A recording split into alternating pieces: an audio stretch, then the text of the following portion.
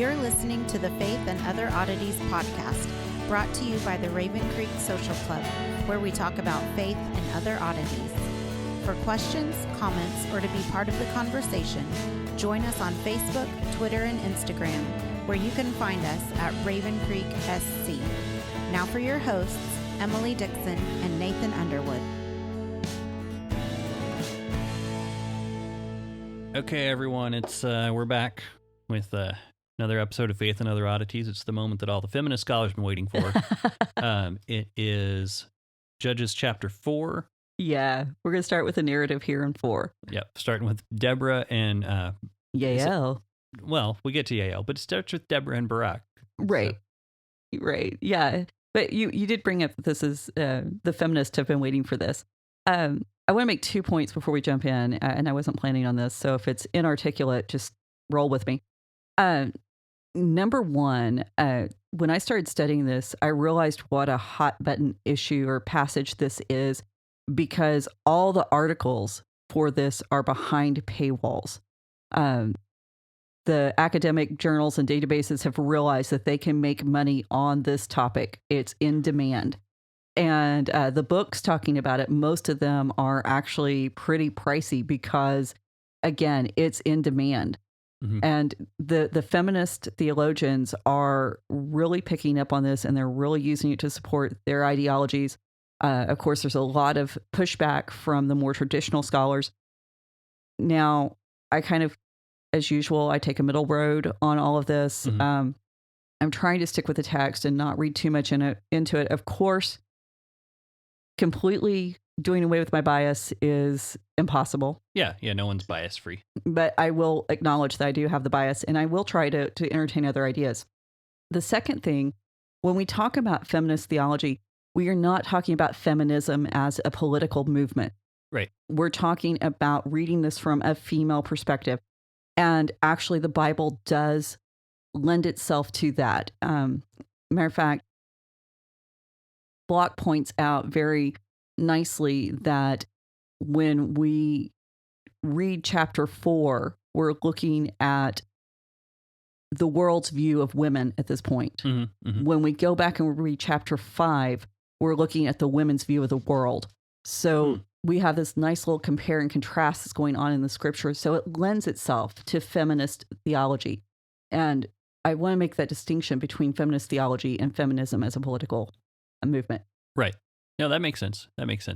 So those of you not familiar with the story of Deborah, hopefully you read it before we got into it.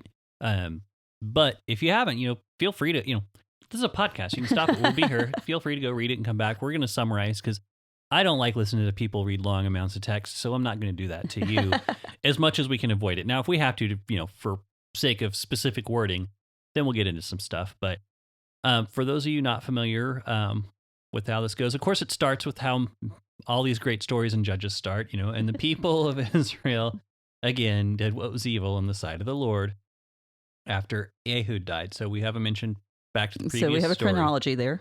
Yeah, so we've got that going on. So basically, we land on the scene with Deborah. She's one of the judges. She's also noted as a prophetess, and she would prophesy and judge under the oak of Deborah, or yes, palm of Deborah. Palm of Deborah. That's the oaks of weeping, the palm of Deborah. Mm-hmm. That's what we've got. Okay, so anyway, don't you love this? It's like, so anyway, so we find Deborah, and she is consulted by Barak about. Well, she sends for Barak. She sends for Barak and tells him, "Hey, it's time for you to go take out the who was oppressing them at this time? I can't remember. This is the Canaanites, I believe. The Canaanites. So she's like, "Okay, it's time for you to get off your butt and go take care of this guy." And he says, "I don't want to." And so this is paraphrasing, obviously. The gospel according to Nathan. Well, we'll get there eventually. So he says, "I don't want to." She says, "Well, you gotta."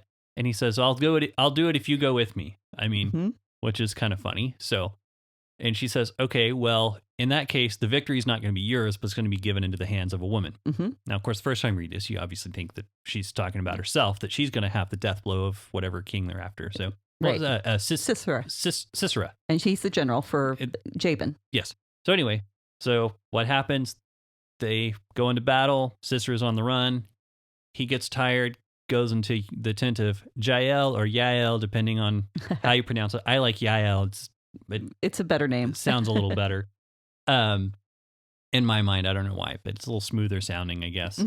But he says, I'm thirsty, give me some water. She instead gives him goat milk, which would, warm goat milk after you've been running. He goes to sleep. She drives a tent peg through his head. Through his head into the ground. Into the ground. If you're going to do something, do it right. And so, isn't this fun? Yeah. And then they go and they're going looking for him, and Yael's like, no, he's over here. Right. And he's not going anywhere. Got him. Yeah. So that's basically the summary of the events. Right. Weird story. Don't drink goat milk on the hot day. I think that's the moral of the story, actually. Well, that's one of the many morals that can be drawn from the story. This passage, this is just crazy. Because it has garnered so much attention, there has been a lot of time spent trying to pin down specific details and dating. So I think first off, I want to begin with the fact that we have the same story told twice. We have the same story told in chapters 4 and chapter 5. One is in prose, just plain narrative. The other one's in poetry. Mm-hmm. And so there's only one other place in the Bible that this happens. And that's in Exodus 14 and 15. Mm-hmm.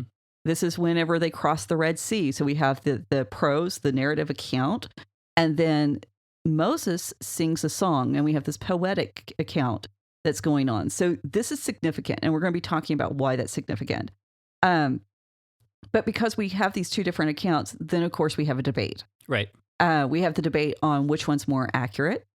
We have the debate on which one came first. Was there a poem or a song of Deborah, as the scriptures call it? Was that written first, and then writers went back and wrote the narrative, constructed the story? Mm-hmm. Yeah. Or was the narrative written first, and then the story written, and then the song written? There's no conclusive evidence either way, but it does provide for some interesting speculation on this, why they're different.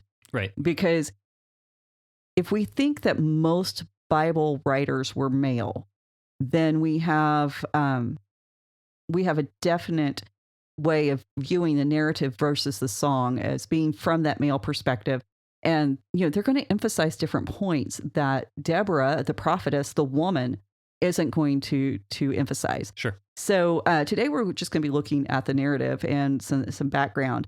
Now, but like I said, I want to contrast that kind of with the poem, and I want to set you up with that, because with what that looks like, because this is one of the oldest parts of the Bible, the Song of Deborah.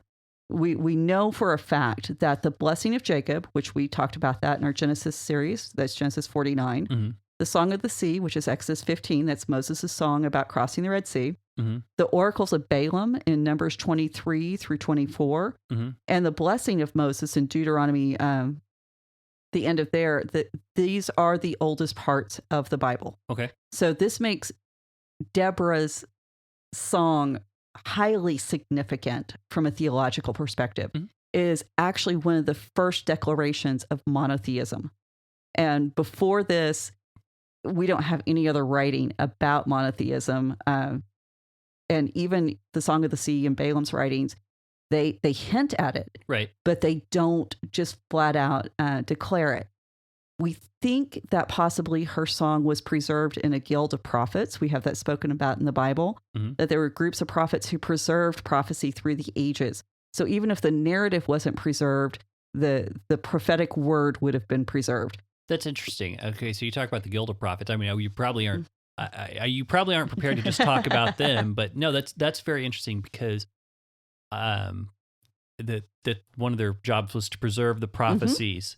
So this would have been a song that they would have been teaching each other to sing these songs, mm-hmm. in order to preserve truth. Yes. In order to preserve God's word, and in order to preserve teaching. Absolutely. And so I think that's kind of interesting, because it's that idea of teaching these and singing these songs we've kind of come a long way from that, because I was always told, and there may be an aspect to this that in a lot of the churches I've been in, the guild of prophets was they were teaching each other how to prophesy, right? And I've always how been do a bit, you teach someone to prophesy? I've always been a bit iffy about that, because I've never really considered it to be something like, especially when you look at the Old Testament prophet stuff, it's like, do you really want to sign up for that? No, no one did. And that's the thing. No one, today it's become, rabbit trail. Today it's become so popular to, oh, I'm a prophet for God. And, I have people on Facebook who their names, prophet so-and-so, prophetess so-and-so. Nobody in the Old Testament signed up for this. Right. And in fact, they tried to get out of it. Moses wasn't the only one. The burning bush, he gives all of these excuses, why he can't be a prophet. Mm-hmm. And then you turn around and you go to Jeremiah. Jeremiah, he gets really graphic and he says, first you seduced me and then you raped me. And this is how he records his experience of being called to the prophetic realm. Mm-hmm. And so being a prophet, no, this was not good. And matter of fact, in Saul, and when we get to Samuel, we'll talk about this. But when Saul prophesies, he goes to Samuel, and Samuel tells him to go look for the donkeys at a certain place, and he winds up falling in with a group of traveling prophets, mm-hmm. that guild of prophets, and the people ridiculed him. What, is Saul now among the prophets? I mean, the idea was, can somebody from a really good family, from this great background that Saul's from, can he really be a prophet? Because prophets operate at the fringe of society. Right. They do not operate in the mainstream. So yes, it's not something people hoped for, and it's not something they wanted to be a part of. Yeah. So I think possibly, when we are talking about this prophetic guild, we're talking about people who may have been prophets themselves, but we are talking more of a preservation society. Sure. And, this goes back, it would have been totally normal in these kind of cultures, which before the written word were very oral, tradition relatable. Mm-hmm. And so they would have been teaching these as oral traditions and training people to remember them. And we know that this led to phenomenal feats of memory that exceed what a lot of people can recall today. Oh, yeah. Well, I mean, when you think about it, it was something you practice a lot. I mean, think about mm-hmm. how many phone numbers we used to have memorized before we had cell phones. Now I don't remember my own. now I can barely remember any phone numbers, but when you're practicing remembering these numbers, and how did you do that? You had a rhythm.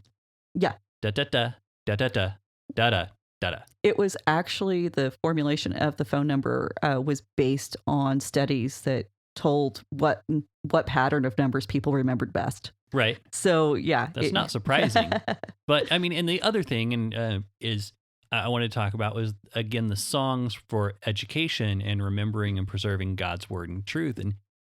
And I don't want to get too much on this rabbit trail because we've got a whole show planned, and right, you might get some bonus material. But the so many songs nowadays, and people can say I'm just a curmudgeonly old guy who doesn't like the way the new kids play music.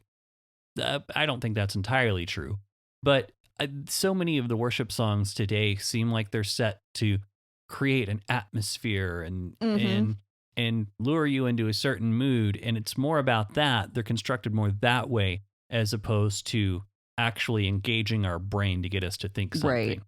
And so I've written a book on it that we're getting close to the end on. Hopefully that'll be out soon.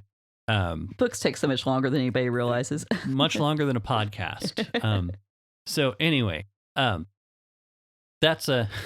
Right. That's the other thing I wanted to throw out there. It was just the way you were talking about it. I was like, well, that makes a lot of sense, because it doesn't seem like there's a quick and easy way to teach prophecy. Right. And definitely not a formula. And I think if we go too far in that, then we wind up doing witchcraft, and that's dangerous ground to tread. But there's significance in that. If this guild of prophets preserved Deborah's song, mm-hmm. the fact that they are teaching a woman's words mm-hmm. to male prophets mm-hmm. to be remembered, that's highly significant. Oh, that's a great place of honor in Israel's history. Absolutely. So. And we need to remember too that as we're going through this, so often when we teach Deborah, at least when I've encountered it, it's been at women's Bible studies. It's been presented as a standalone. It's not in the context of a study of Judges. It's very rarely, we rarely teach Judges as a book. And so being able to look at this in context, we are forced to translate and interpret the words that are used in each of the stories the same way. This is how we do good exegesis and theological work. We cannot impose a separate meaning for words upon Deborah's story that is different from Samson's or Gideon's or Othniel's. We have to be consistent because the writer was consistent. And if we fail to do that, then we're doing a disservice to the Bible. Yeah, well, and I think this kind of idea too of preserving the actions or the words of a woman. Jesus even does this same kind of thing when he talks about the woman who's washing his feet, and everyone kind of chides Jesus for letting her be there, and he's like, "How dare you?" Yeah, he's like, "No, no," and in fact, her story is going to be preserved wherever you're preaching in my name. You're going to tell her story too, right? And so I think that's a really interesting parallel there. When you're talking about like her having a place of honor in the Jewish history, right? And then we have this other woman who has a place of honor in church history. And okay, if coming from my perspective as a woman, the fact that in the middle of these patriarchal societies, that these women are so honored, that is actually more telling than if women were just equally valued as men. If their words were given the same, and their words and actions were given the same weight. So the fact that these women's words were elevated and their actions were elevated to this point of honor, this tells you something about God's value for women. So I think we need to make that distinction. Just because society or our culture may not value a woman like we have in the Bible sometimes, God is constantly moving on behalf of the women.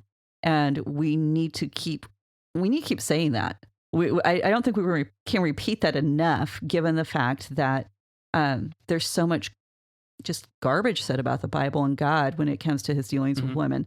And so, well, and you're talking about how women are honored in the middle of these patriarchal societies, and you were talking about like if their words were just equal to men, but even there's kind of this idea that in order to lend credibility to what we believe, we need to emphasize our similarities to other beliefs and religions, and it's not true, because if you look at all the societies outside of Israel and outside of Christianity where these women are given these high places of honor, then it contrasts and it goes beyond, like you said, just being equal. These women, they're not just equal to how women outside of Israel were treated, because how are they treated outside of Israel in these patriarchal oppressive societies? Right. They're actually elevated. Yeah. And so again, it's, that's not, you can't just generalize all of it, but the way they're portrayed in the Bible, it's actually, when you literally read the text, it's actually very positive in most cases. Well, and Judges, one of the things you're going to find, the abuse of women is the result of sin. The abuse of women is the result of turning away from the covenant relationship with God. It's never within the covenant relationship. And it's always presented as being the repercussion of this failure to obey and love God. The other thing about societies outside of Judaism at this point, what we're looking at, there's a lot of talk today, and again, rabbit trail, I'm sorry, but this fits in with what you said about, Mother Earth, the Earth goddess Gaia, and these ancient societies revered women. They revered the power that women had, but they tried to harness it. And so these women weren't necessarily elevated and given freedom and given responsibility. They were actually used as temple prostitutes. They faced a lot of sexual abuse, and they were tools. They were not, they were not valued as a person. And where in Judaism, we have individual women celebrated. Because when you go back and you read other ancient texts, and when it's talking about women, you are not going to find so many individual names of women doing such important events. And, that's a huge distinction. So yeah, we have the compare and contrast of Judaism and other religions. we can't say that because they had a female goddess, they were treating women better. Right. Well, and that's actually, it parallels with what we were talking about with the oracle at Delphi or Delphi. Right. Where you can't name any of those women. Right. But the women in the Bible who are honored and remembered, almost all of them are named. And not all of them, but a good number of them. A good portion of them. And that is a huge distinction. And it's not the woman who's valued, it's what she can do. And so in the other religions. And that's what I think it makes Judaism so hopeful. And I think we forget that it's the Judeo-Christian cultures that have actually led to the liberation of women. And it's only in the Judeo-Christian cultures the cultures that have been influenced by the Judeo-Christian ethic that have allowed for feminism to begin with. And so, look at any other country today that has not embraced the Judeo-Christian ethic. Women's rights are not there. Right. And so, right. I mean, and to the point even where some cultures have different dialects for men and women, like their language is actually divided among what men can, like the literal language men can speak and the literal language, like the actual language women can speak. Absolutely. So, I mean, it's, again, okay, so that was a long rabbit trail. So let's talk about Deborah a little bit. Okay, just a little bit. So we begin with verse 1, like you were saying, that, they did what was wrong in the sight of God, and Ehud had died. Now, our last judge or deliverer was not Ehud, it was Shamgar. Right. And so I still think of whenever I hear his name, it's something Shamgar. Like you want to kind of like a superhero, like sorry. So yeah, so he was a savior, but he was not a governing official. This kind of reinforces that idea. Ehud was the leader of the people. He's the one that the peace appeared under. So I kind of looking back, and the reason we're doing this is to kind of give you the context. Ehud's died. The peace is no longer there. And it also kind of reinforces what we said about these two guys in previous episodes. And also the idea that Shamgar might have been added later. So the Lord sells them into the hand of the king of Canaan. And we have our introduction to Sisera. Sisera and Jabin. They live at Hazor. This is a excuse me. This is a fortified city in the territory of Naphtali. And Naphtali is going to be the main fighting force in this battle. And Hazor is about 10 miles north of the Sea of Galilee. So if you're looking for it on a map, that's where you're going to find it. Jabin is probably not a personal name. It's probably a title. Okay. Because Joshua had defeated another Jabin about 100 years before this. Sisera, it's not a Canaanite name.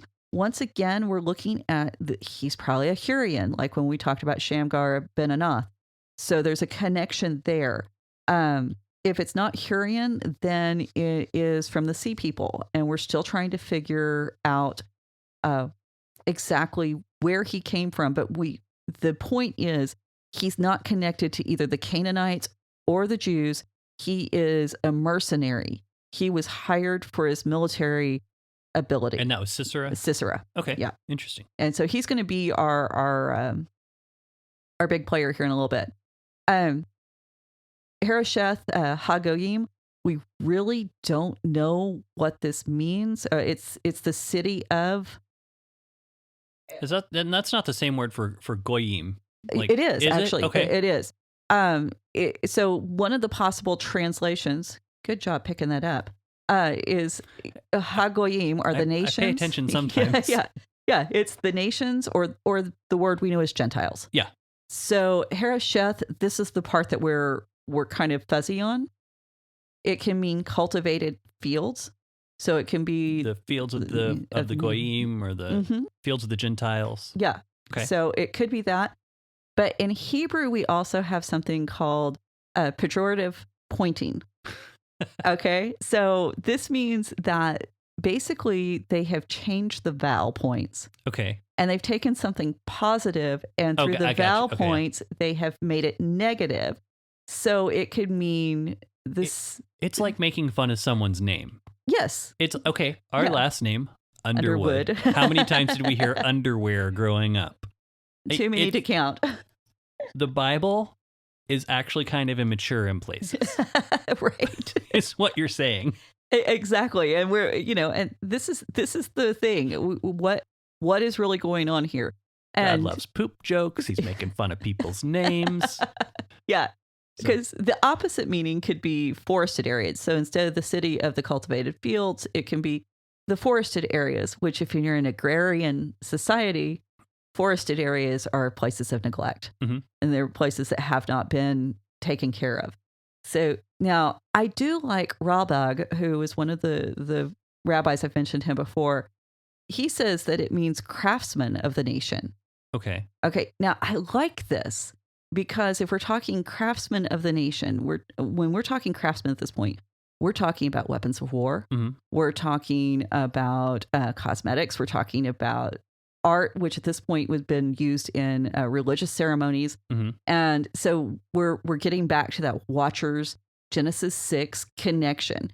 And that kind of plays in because we're talking about a place for the Canaanite kings, and the Canaanites, these are the Perizzites, the Zuzim, all of the Eames that we mentioned in Genesis 15, who were connected with the Rephaim and the Nephilim.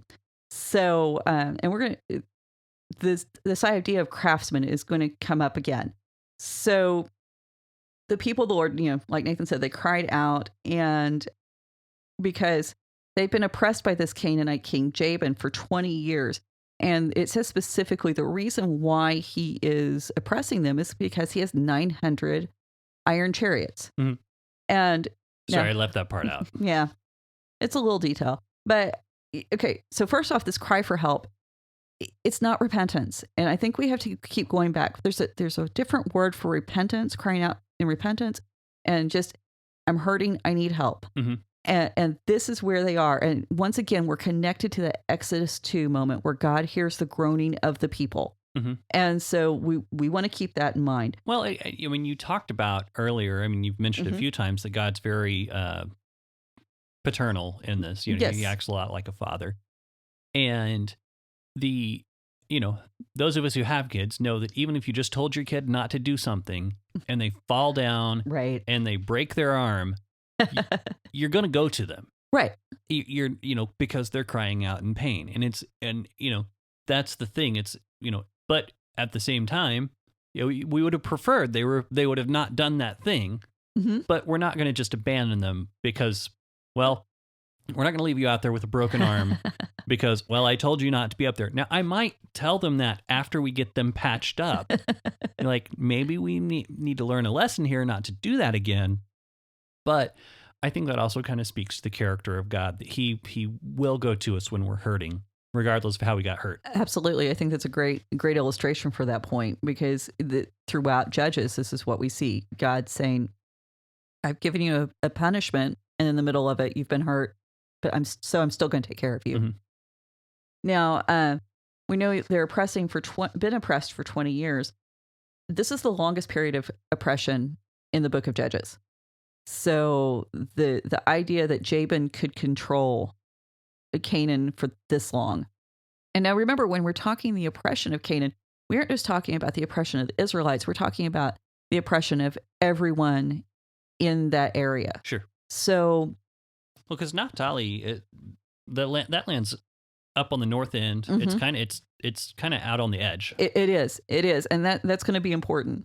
Now, the thing that I find interesting about this, and I went back and I looked, these long periods of oppression, they're always ended by one thing, and it's the action of the women. The oppression in Egypt, the beginning of freedom is the midwives. Mm-hmm. And so then here we have Deborah. And, ultimately we get to the tomb where the women go to the tomb and they find it empty and go back to the apostles. So these periods of oppression are almost heralded by the women saying, hey, something's wrong here. And how amazing is that? I mean, we also see it with Hannah getting ready to install the next king. I mean, she gives birth to Samuel, who appoints both the kings. Mm-hmm. And that begins by her going to the temple, or not temple, but the tabernacle, and praying and saying, God, this is wrong. So this is at this point in time that Deborah takes center stage. There's oppression, and it's been terrible. And the people aren't just being inconvenienced. And when the Bible's talking about oppression, we're talking about forced slavery. We're talking about having all their food taken. We're talking about, the possibility of raids at any point in time. Like I said, this is not what today's Christians think about as oppression. This is not the Starbucks cup. This is not, it's not any of those things that we go, oh, they're just being mean to Christians. This is tangible. Your family could die. Yeah. So I think we need to point that out. But now Deborah, verse 4, it tells us that she's a prophetess. Actually, we have a lot of information in this verse. She's a prophetess. She's the wife of Lapidoth, and she's judging Israel at this time. Okay. Now, there's this tendency just to kind of slide past all of that. It's like, oh, that's great. Good for her. But nice resume. Yeah. Now, one of the critiques of Deborah is when we talk about the prophets, a lot of times one of the unifying factors is the Spirit of the Lord comes upon them with power and might and strength and allows them to do these things. We haven't seen it so much with the first three, but we're definitely going to see it with Samson and Gideon. And so a lot of times the traditional commentators have said, oh, well, see, Deborah's not really a judge because the Spirit of the Lord hasn't come upon her. She's a prophetess. Okay. Let's think about that for a second. Well, yeah. Well, I mean, it doesn't specifically say the Spirit of the Lord has come upon her, but no, if you're a prophet, a prophetess even, a Navia. Yeah, it makes sense that the Spirit of the Lord would be with you, especially if you're a prophet of Israel. Exactly. Because, I mean, you can be prophets of someone else, but yeah. So it's like we don't need the story. And so many of the prophets of Israel, we don't have the story about when they were called to the office. And we don't have that moment. And yet nobody's going to disqualify Hosea or Micah or Jonah. I mean, well, Jonah, we have his story. But any of these prophets, we're not going to disqualify them for the fact that we can't pinpoint this moment. Well, but you can't. I mean, but you can't use that as your criteria for saying she wasn't a judge or a deliverer or anything of that nature. Because just right before, what do you have Shamgar, and it never says the Spirit of the Lord came upon Shamgar. Precisely. And does it even say that about Ehud? No, well, not Ehud, but it does say it about Othniel. And here's the thing. Okay, I'm going to get ahead of myself, so I'm going to stop on that point because there is a point I want to make, but I want to get further into the story. Yeah, go ahead. Sorry. No, that's okay. Now, as a prophetess, she is one of the three women in the Old Testament who are identified as prophetess. Specifically, we have Miriam, and she's there with Moses through all of Exodus. Deborah's the second, and then Huldah. Huldah is in 2 Kings 22:14 through 20, for anyone who wants to look that up, or 2 Chronicles 34:22 through 28. So these three women are specifically called by name to be prophetesses of Israel. Okay. Say that 3 times fast. Now, the Talmud adds 4 more names. They add Sarah, Hannah, Abigail, and Esther for a total of 7. Now, the reason why I make that distinction is the Bible never specifically calls Sarah, Hannah, Abigail, or Esther prophetess by, specifically. The title is never given, but they do function in these roles. Sure. So, and I think anybody who reads with a little sensitivity can see how they function in these roles.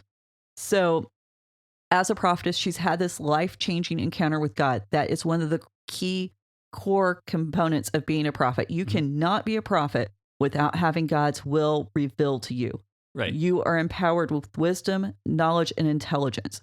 Also, key components of being a prophet. So this is part of her legacy. And also, prophets prayed on behalf of the people, and they desire deliverance for the people. This is Abraham with Pharaoh whenever he had given Sarah to Pharaoh and said, God says, this is my prophet. He's going to pray for you. And so we have that lined up. And Deborah, what she wants? She wants the deliverance. Abraham wanted the deliverance of Sarah. So these are also uniting factors. The Bible never presents her as less than a prophetess. she's not giving sweet grandmotherly advice underneath this tree. Right. Because I think so often we want to make her all meek and mild because, you know, we're more comfortable with that picture.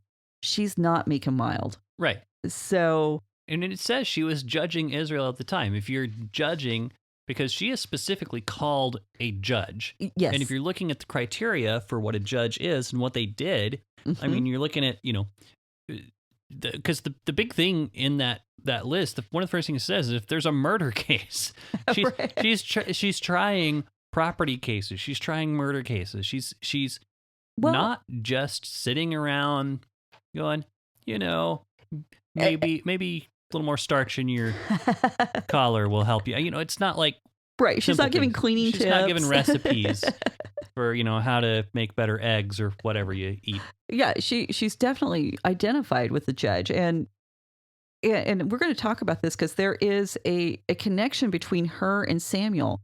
And by the way, the only other judge, because Samuel is a judge, the only other judge who is judge and prophet in all of the Bible is Samuel. Mm-hmm. So, or at least from this period, we're actually going to talk about some past connections with Moses, if you hadn't picked that up from the Exodus reading I asked. Yeah. So the second thing in this list, though, is she's the wife of Lapidoth. Now, just like we had the situation was Joseph a animal or a plant? Right. We kind of have the same situation here with Deborah. Right. The traditional Christian translation has her as this woman who's married to this guy named Lapidoth. Lapidoth literally means torches. And there's a similarity with torches. And then you mentioned Barak is one of our leading characters at this point. Barak actually means lightning. So the fact that torches being a source of light and then lightning, a lot of commentators have said that Barak and Lapidoth are the same person. Interesting. Okay. Yeah. Which would make sense to why she's like, come on. Yeah. Go do this. It does make sense. But at the same time, where she's located and where Barak is, they've got a long distance relationship going on, if that's the case. Which is very difficult in that time. Precisely. You weren't texting him every 5 minutes and he's not texting you. So I think this is more... They don't update on Facebook, right? No. Yeah. So. And no FaceTime either.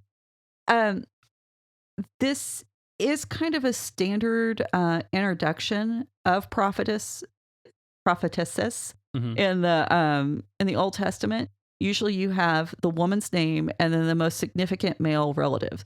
So with Miriam, you have sister of Aaron, and that's Exodus 15:20. Huldah, wife of Shalom ben, how you like that name? Shalom ben Tikva, sorry, can't read my own writing. 2 Kings 22:14. Anna, which that's in Luke 2:36. She's the wife of Phanuel.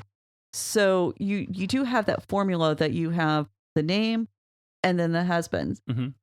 The problem with this is we don't have anyone named Lapidoth anywhere. Right. We don't have him in the rest of the Bible. We don't have him in any archaeological records. It's a weird name. And typically we can at least have some kind of record. Names get repeated a lot. And so when you have a name that's just random, there's a problem. It's like Junia. For so long in Acts, everybody wanted to make Junia Junius. They wanted to make it male. We don't have a male Junia anywhere. And the Greek says Junia, and that's feminine. And we have the same thing here. Lapidoth is a feminine noun. Okay. And so it would be really odd for a man to have a name that's feminine. Sure. And just as easily, the word there is Eshet Lapidot, which can be translated woman of torches. And this can indicate an attitude, a characteristic, something about Deborah. It can also indicate a vocation, which would be in keeping. I mean, Paul's a tent maker. Sure. You do not use the Torah as a spade. You don't use it to make your living. You have to have some kind of outside income. So the idea that she would braid wicks and torches. Matter of fact, Rashi says that she braided wicks for the tabernacle and they were used in worship. Probably didn't happen for reasons we're gonna find out later. Okay. typically when we have the mention of a name, it's to establish status. Mm-hmm. It's to give their position in society. Because we don't have Lapidoth mentioned anyplace else, we don't have him in any genealogies. It doesn't do that. It does not function to give her status or authority. Yeah. And so it doesn't fulfill the need that, like Miriam, sister of Aaron, that automatically gives Miriam credibility. Right. So it just doesn't fit. And then plus, usually whenever you do have the mention of a husband or a significant male relative, not only do you have the male relative, you have the name of the father of the male relative mentioned somewhere. We don't have that. Right. So Deborah really seems to be a woman independent of anything that we really consider to be significant to women in the Bible. She may not be a wife. Her children are never mentioned. She doesn't even have a house that she's taking care of. She's not playing bunco. She's not scrapbooking. She's not doing anything stereotypically feminine. Right. And, this causes a lot of problems for people who want to see all women used by God as being very, very feminine, as we want to define femininity in the Christian world. Sure.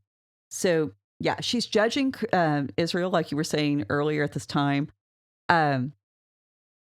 This word here, as we talked about in the introduction, we're looking at rulers, tribal chieftains, leaders. This is beyond.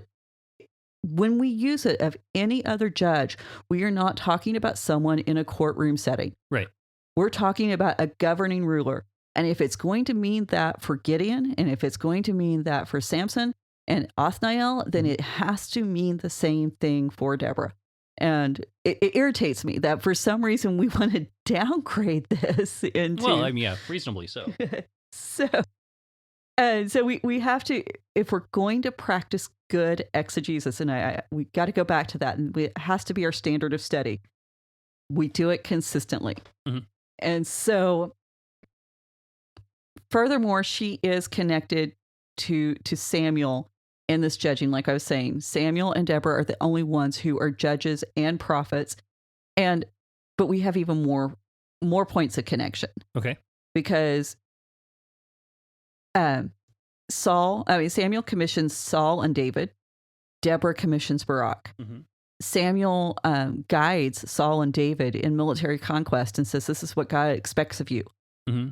Deborah's doing the same thing with Barak.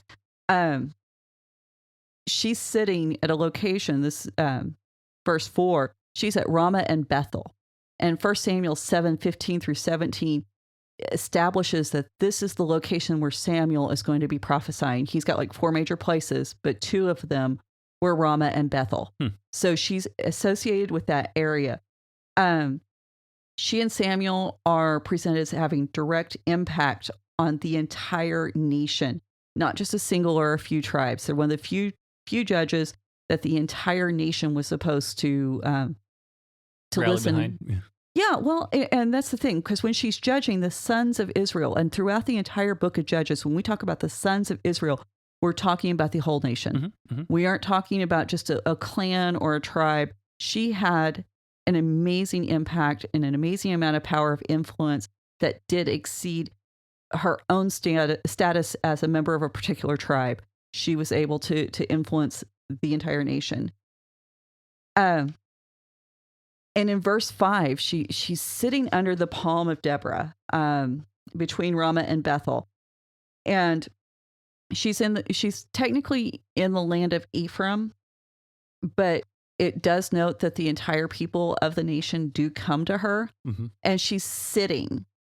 This is important. She sat, and we talked about this with our introduction episode. Sitting indicates status. Right. Sisera literally sits in Harosheth Hagoyim. He doesn't rule, he doesn't govern, he sits. But the idea that is, if you sit, then you are ruling and governing. Moses, he sits when he judges the people. That's Exodus 18 and 13. Saul sits for a war council with 600 of his men in 1 Samuel 14:2. So we have this idea that she's being presented in the same light as Moses, as Samuel. She is the direct counterpart to Sisera in this event. Gotcha. Yeah. But it exceeds. And so she is amazing in what she's accomplishing. And of course, Deborah, the name, we talked about this, is, it's B, or it relates to Melissa, and then the Greek idea of prophecy. Mm-hmm. I won't go back over that again because we did talk about that in our Genesis episode, right, about Rebecca's nursemaid who's buried under the oak of weeping. And so we once again see that connection with the tree, the name, all of that playing together. But again, the tree connects her back to Saul and leading forces, because where does Saul sit with his men? Under a pomegranate tree. Gotcha. Okay. So, but where she's not sitting is just as important as where she is sitting, because she's not sitting at Shiloh.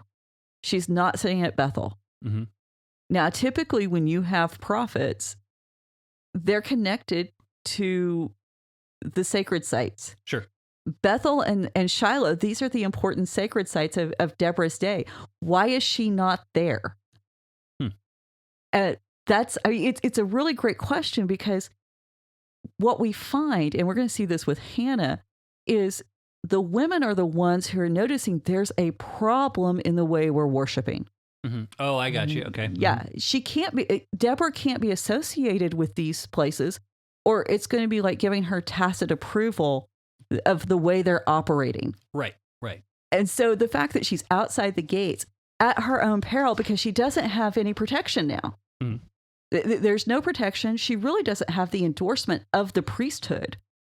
She is so far outside of traditional roles that I think we don't recognize just how radical she is.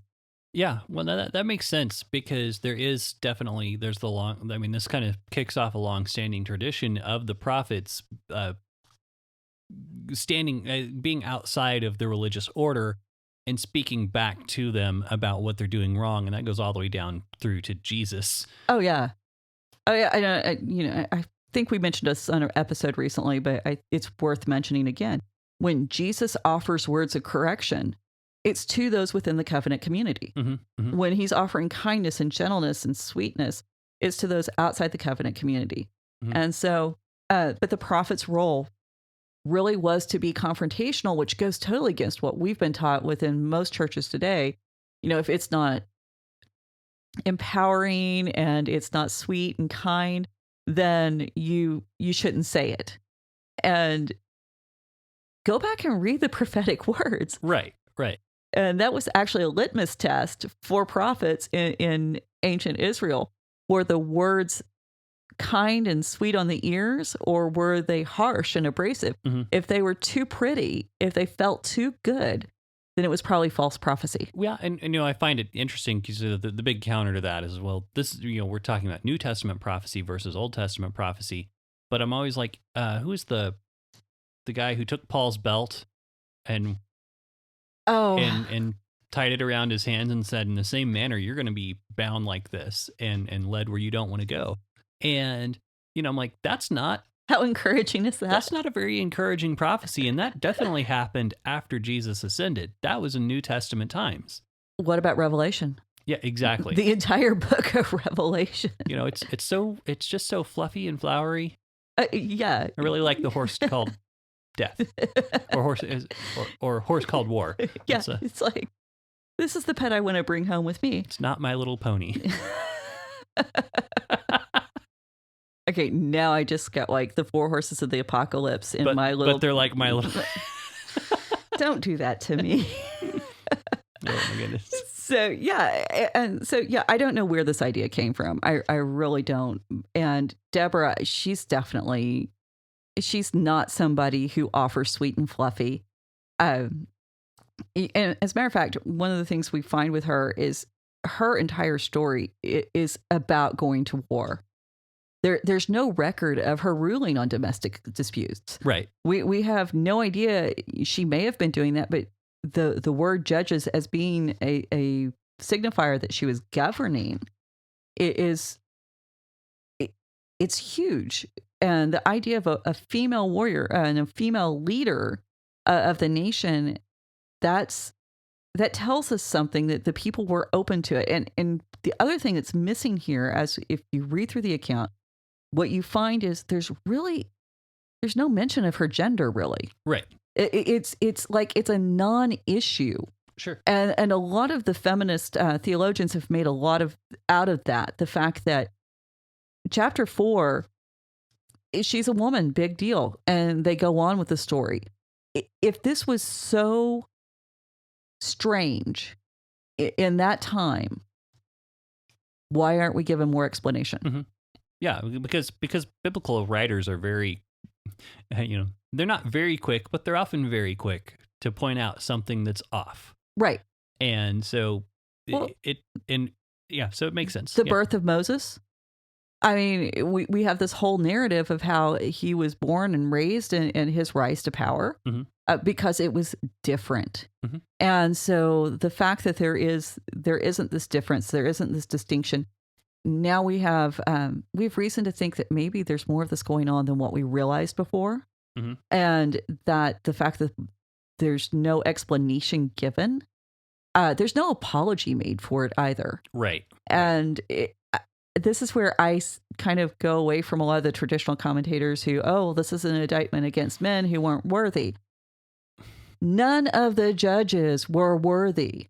Right. God called them and he empowered them and he equipped them to do what they were supposed to do. Mm-hmm. You cannot for one moment tell me Samson was worthy of his position. Well, even go beyond that. And none of us are worthy. Right. No one. The only thing that makes us worthy is the blood of Christ, and imputed to us as righteousness. But, so the idea that God couldn't find any men that were worth doing the job is absurd. It's ridiculous. I don't know.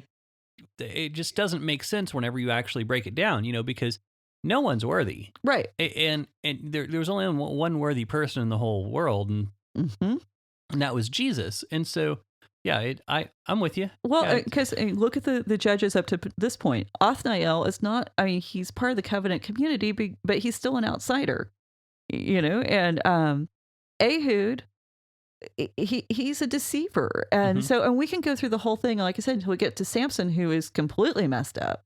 Bless his little heart. God was still able to use him. So are we saying that every man in Israel was worse than Samson? Right. That's what we're basically saying when we're saying that God couldn't find anyone else. Well, and again, it's reading everything backwards. It's reading these stories as though the main point of the story is that person and what they did. Right. It's deifying these characters. It's making them into superheroes. I mean, Samson obviously is easy to mistake that kind of for a superhero narrative. But again, it's God saying again and again, I'm going to redeem these people. I'm going to accomplish my goals regardless of how bad people get.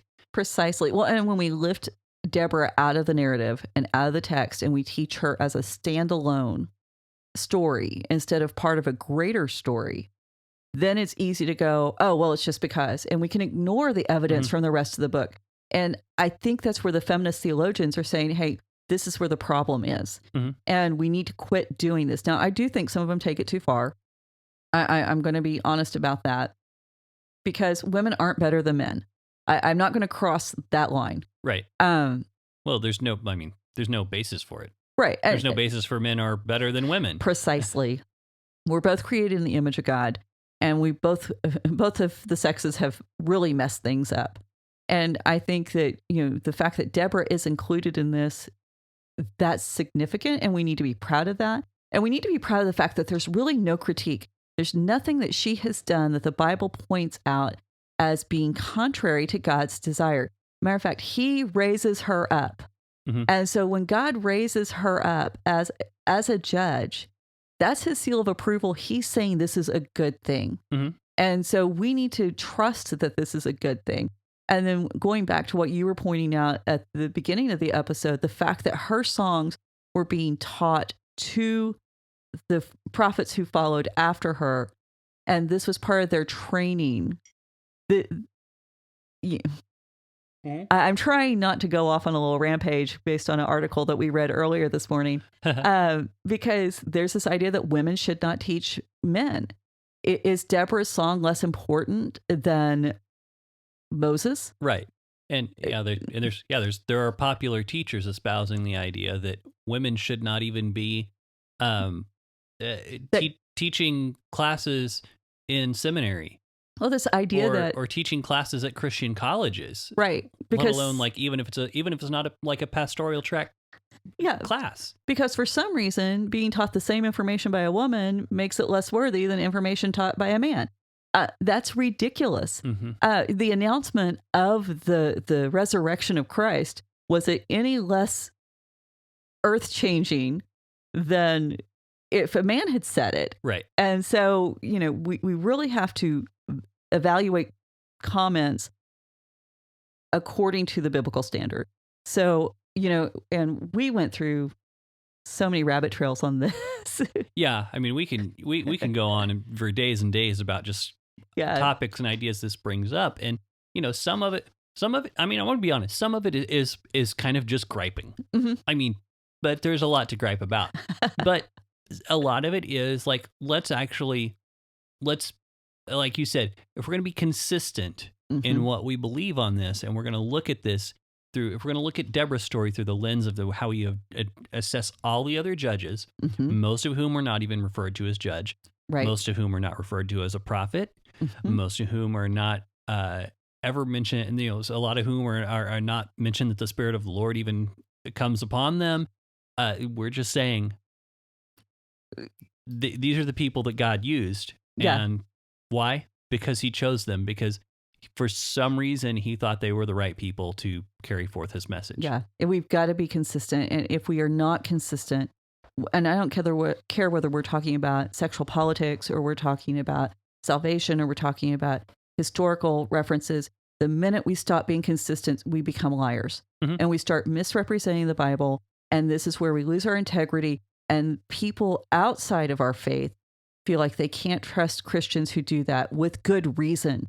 And so when we present the word, we want to make sure we're using as much integrity as we possibly can. Yeah. And again, I mean, we can look at this book too and say, we can make mistakes. We can make errors in judgment. Right. But what we can't do is we cannot continue in the error once it's pointed out to us. Right. Because I've made mistakes. I've believed some ridiculous things about the Bible in the past, and I probably still do in some areas that I just haven't got a chance to explore yet. Because, do you know why? Because this book is inexhaustible. Exactly. And so, if I had a right opinion about everything in the Bible, I'd be dead. But, because it's not going to happen this side of eternity. That or your brain would explode. I don't know if humanity's capable of dealing with that. Well, and that's the thing. I think that those of us who study the Bible need to be saying, hey, we're willing to learn more. We're willing to entertain new ideas. We may not agree with all the new ideas, but we are at least willing to be taught. And how much of the Bible is really pointing us to the importance of being able to be taught? Right. And so I think that's kind of one of the things that you and I have valued along the way that a lot of times I felt like hasn't been valued by the church as a whole, or the churches that we've been participating in. It's because I want to know more. And I think the deeper revelations of the scripture exceed any cliches and any pat answers that we can give someone. And this is the reason why you can't just post something on Facebook and go, oh, I expect the world to be changed. Sure. It's got to be done through relationship and these ongoing conversations. And they take a while. And we didn't even, I figured we'd get through chapter 4 today. We didn't. So right. No, I didn't expect to get through chapter 4 today at all. But I think, I think there's a lot, again, like you said, there's a lot more to learn. And I think we've kind of made this mistake that we assume people should have certain answers that should never be questioned. But the reason that we do that is because we're looking for these answers to be our foundation. And we're not laying a solid foundation. We're not laying a solid foundation in a lot of times just the truth of the gospel message and what Jesus has done for us. We're not putting that up to show we're not diving into the Old Testament because we're scared of it. We're still trying to figure out the New Testament. Right. And even Paul even says it was, or not Paul, was it Paul or the writer of Hebrews, who's basically like, let's get beyond, let's, the basics are great, but let's get beyond the basics. We can actually start studying and figuring out what the Bible's about. I'm paraphrasing. I'll have to look at that up. Yeah, you paraphrase so much I don't recognize it. We will put it in the show notes. I promise it's there.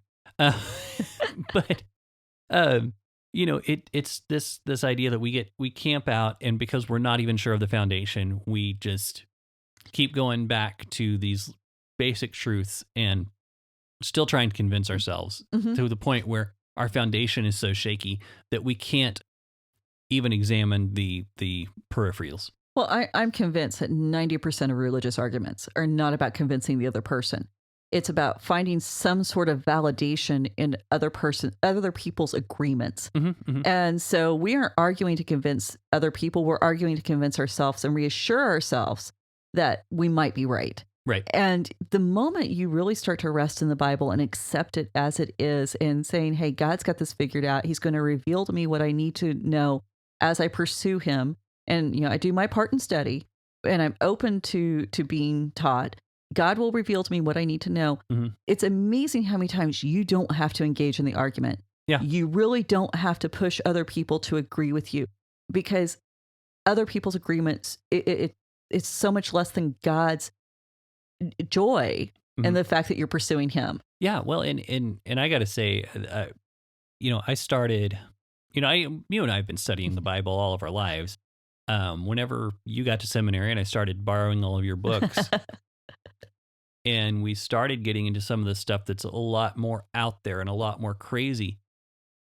And that I've changed my perspective on hundreds of things in the Bible. Not a single one has ever diminished what I think of God. And so that's the thing. If we are actually studying the Bible correctly, then it's not going to diminish our view of God. And so many people are afraid that, if we do start looking at the violence of Judges and Samuel and different things like that, well, what are we going to find? Well, it's going to destroy, because so we were in a group and someone asked, that they were talking to a friend. We didn't get a name. It's not our business. It's not our story necessarily, but I'm going to tell this bit. But this person asked, I had a friend say that reading the Old Testament destroyed my faith. What do I say to that? And I'm like, well, talk to them about what their faith was. Did they just believe in a happy, flowery, fluffy, everything, is all good times and rainbows and kittens? Or did they really believe what the Bible said about God to begin with? Because, if your belief is that God's just kind of this passive, always happy kind of character, then reading the Old Testament is going to destroy that view of God. And reading the Old Testament will destroy that view of God in a good way or a bad way, in a way that can reassure your faith or a way that can destroy it. And it could, but for me, it's always been like, oh, God's able to deal with so much more than we think he can. Well, and I think that's the thing. When people start reading the Old Testament, if you just do a surface level reading and you don't really press in and go, okay, God, I need to figure this out. I need help. I need resources. I need to learn more. So this makes sense to me. Then definitely I think that's where a lot of people's faith becomes shipwrecked. And so, for anybody who's listening, if, your faith has been like destroyed because you've confronted this Old Testament God who seems big and scary, okay, feel that. That's fine. Don't try to deny that that's going on, but keep pressing in, keep pushing forward. And I can guarantee you, because I've lived it, that as you press forward, it's going to unravel in a way that the awe and the wonder and God's holiness is going to be revealed that in ways you didn't expect. Yeah. Well, and to me, it's to me, I kind of think of it like this: it's like Jesus talking about the rock and the sand, building a house on the rock or the sand. Where like I think of it like you're building a beach house, because if we're going to build a house, we might as well build a nice one, on a beach. So, but no, if you're building like let's say you've built your little beach house, but it's on the sand, and then you start to work on it, and it collapses under its own weight because the foundation's not there. Keep going Right. and put your piers through the sand into the foundation. That's good. Into the bedrock. And so that's kind of like what I was thinking, because I've known of some popular Christian teachers who they start asking these questions Mm-hmm. and they go off the rails because they didn't go far enough. Right. They So- stopped when things got scary. So yeah, so that all is free. We'll return to so- Deborah next week. Yeah, we'll get back to Deborah next time. Sorry, I kind of went on a tangent, but if you do want the stuff that's not free, patreon.com/Raven Creek SC. I'm kidding. No, if you like what we've I'm kind of mostly kidding, but if you like what you've heard and you want to help keep this going, we are fully listener supported. Mm-hmm. That helps keep our hosting fees paid up, and we would like to be able to also, eventually bring this in so we have some more time. Right. So if you have, if you happen to know a rich benefactor, just send, I'm kidding. I'm sorry. I'm getting way off track. But anyway, thank you so much for being here. If you want to be part of the conversation, or if you do have questions, if your faith is shaky, message Emily or message us. We can talk. We can't be pastoral to you. We'll encourage you to seek some leadership that's local who can help you out and walk through this with you. We try to point out good resources and, and we can pray and encourage and maybe offer some counterpoints. But yeah. Yeah. So, but yeah, hit us up, Raven Creek SC on Facebook, Twitter, Instagram. That's where you can be part of the conversation and get connected with us. And again, if it's a problem that's too big for us to deal with online, we will try to find some people local to you. We've got friends all over the United States, all over the world, actually. And yeah, we're international. And that's just, people that we know and have relationships with, various missionaries, things like that. But so ravencreeksc.com will get you to show notes, the resource page, and the other Raven Creek shows, commentarians. And again, we just added Changed My Mind. It's a great show with award-winning author Luke T. Harrington. Yes. And so thank you again for joining us, and we will be very excited to get back to Deborah next week. So have a great one. Bye. Bye. You've been listening to the Faith and Other Oddities podcast, a Raven Creek Social Club production. Don't forget to follow us on Facebook, Twitter, and Instagram.